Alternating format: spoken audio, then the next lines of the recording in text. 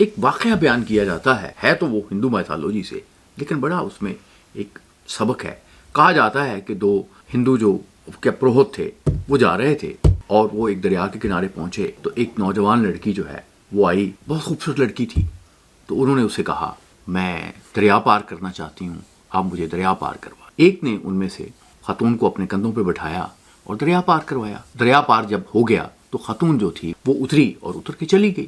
اس کے بعد دونوں نے اپنا سفر کرنا شروع کر دیا۔ کچھ دور جانے کے بعد، 5-7 میل جانے کے بعد، جس پروہت نے لڑکی کو نہیں اٹھایا تھا اس نے دوسرے سے کہا کہ یار تمہارا تو دھرم بھرشٹ ہو گیا۔ اس نے کہا کیا ہوا؟ اس نے کہا تم نے ایک نوجوان کنیا کو، نوجوان لڑکی کو اپنے کندھوں پہ بٹھایا، اسے دریا پار کروایا اور بس تمہارا مذہب تو فارغ ہے۔ تو اس نے کہا کہ مجھے یہ نہیں پتا کہ میرا مذہب فارغ ہے یا نہیں ہے، لیکن تمہارا ضرور فارغ ہے۔ اس نے کہا کیوں؟